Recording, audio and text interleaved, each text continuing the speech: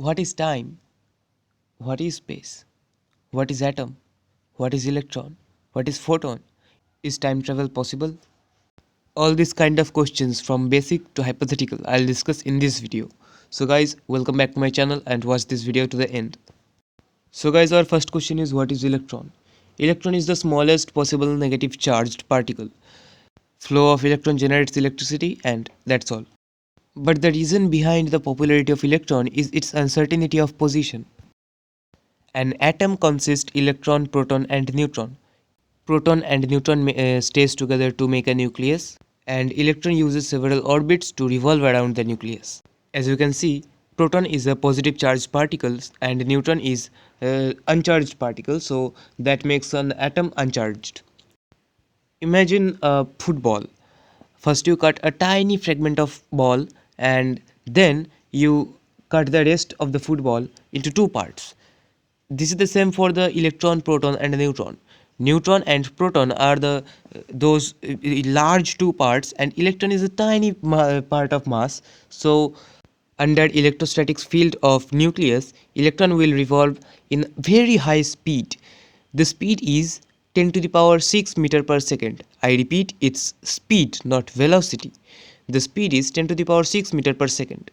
So when your speed is that much, simply your position isn't easy to detect. For an electron, we predict that at this instant of time, the electron could be found in this position or this position. So this is called the uncertainty principle. We can only derive the minimum amount of uncertainty in momentum or position in a certain time instant. If someone finds the perfect position equation for electron, then he can do some incredible things, like he can fly or he can pass through a wall and some things like that.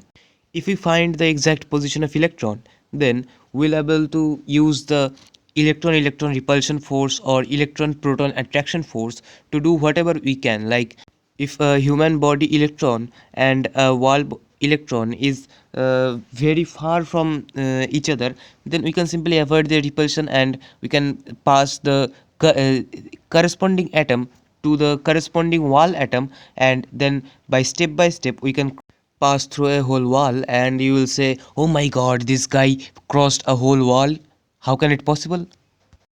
So this was the reason behind the whole world is doing research on electrons, and all the theories are still developing step by step.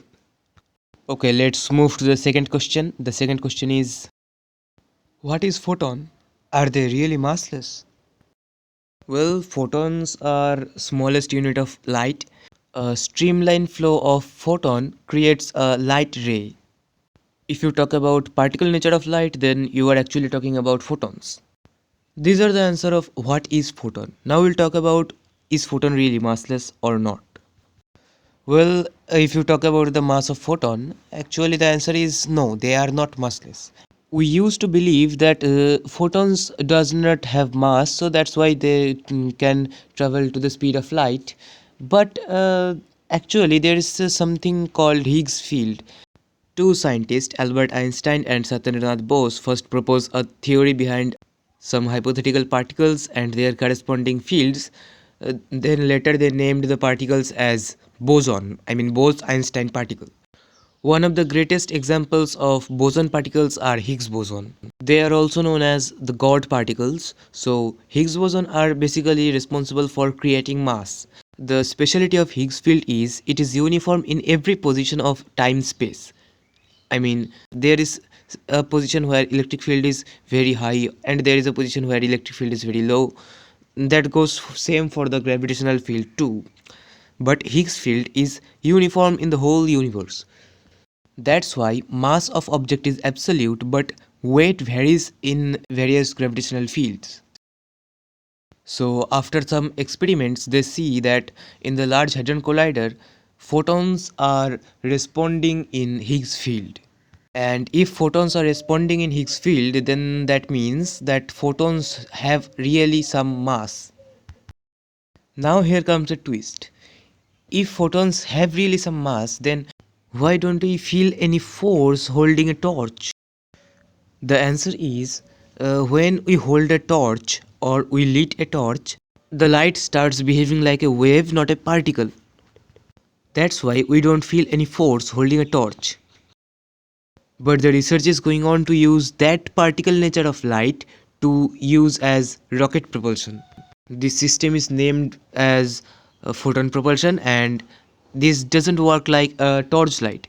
It works under a large amount of high powered laser lights or laser beams that propels a tiny bit of mass to a very high speed, like 25% of speed of light.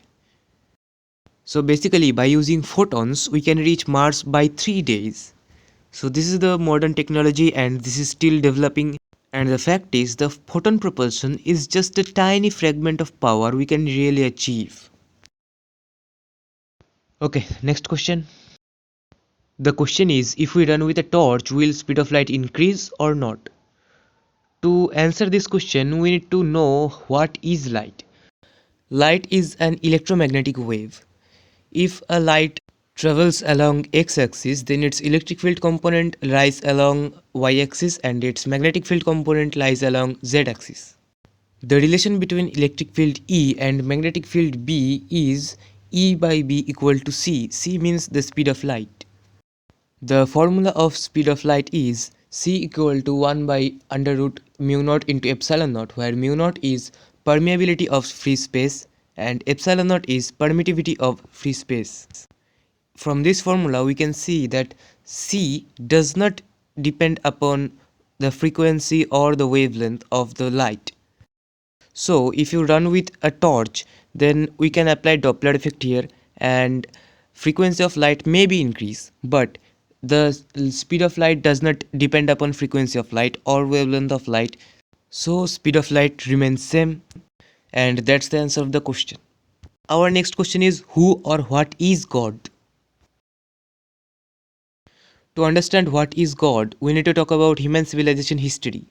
According to our history, the natural phenomena like thunderstorm, then earthquake, then tsunamis and meteor showers, etc., etc. These are the some of the phenomena you can't uh, describe normally. I mean, you don't know the answer until you read it in the books.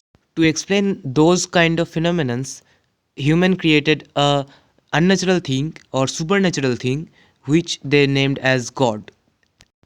Now, some of the intelligent people among them were able to guess the reason logically.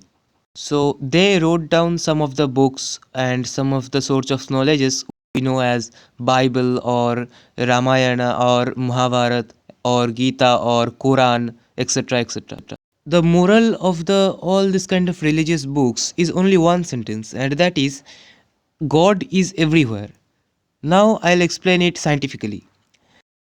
All this kind of incidents or accidents or all kind of natural phenomena we see are controlled by the nature. Nature, what is nature? Nature is matter. What is matter? Matter is electron, proton, neutron. So whenever anyone says that there is God, then he is scientifically right.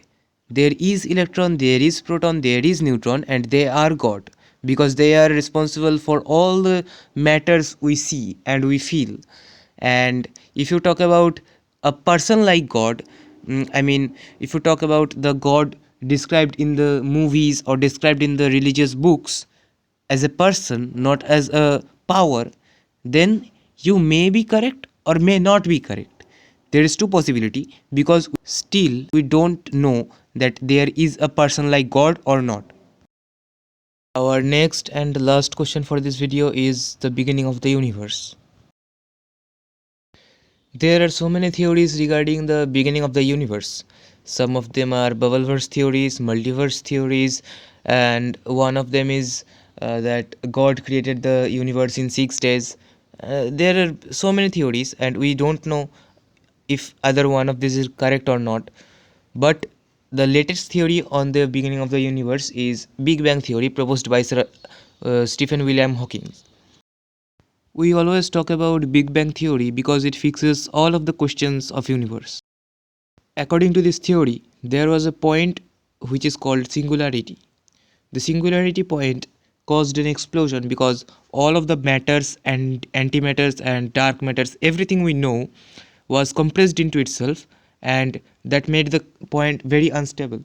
So due to instability, the point exploded and space is created. This explosion is named as Big Bang. Now a question comes here that what is inside the singularity, or what was inside the singularity? But the answer is we actually don't know, or we can't know, because a point does not have any dimension. So if anything does not have any dimension, that we simply can't get inside it. So this question is invalid. As you can see in the diagram, that after Big Bang, the first particles created was quarks, then electron, proton, neutron, then there was photons, then antimatter, dark matter, these things. And after long time of evolution, we reached our modern universe. Scientist Edwin Hubble first noticed that the universe is expanding. So he thought that there was must be a point from where the expansion was started. So the research was continued, and in the era of Stephen William Hawking, Big Bang theory was proposed. Now there must be a limit for the expansion of universe, and after the maximum expansion the universe will start to shrink, and in this case the importance of black hole increases. We'll talk about black hole in my next video, but for now know this, that black hole has a high gravitational pull, and the escape velocity from its event horizon is speed of light. There are so many black holes in the space, and they will start to swallow everything into itself, and at the end moment there will be only one black hole which will swallow other black holes into itself, and that will end the universe. The end of the universe will is named as big crunch. The cycle of the universe is something like first Big Bang, then full expansion, then shrinking, then big crunch, then Big Bang, big crunch, Big Bang, big crunch. This is the cycle of universe, and according to this cycle, there was another universe before this universe. And these are the summary of Big Bang theory. I know I missed so many topics, but don't worry, I will discuss this all topics I missed in my next video, and my next video will cover matters, antimatters, and parallel universe, and then quantum physics, the theory behind quantum physics, everything. Please like this video and subscribe our channel, follow us on Facebook, and thanks for watching this video. Goodbye for today.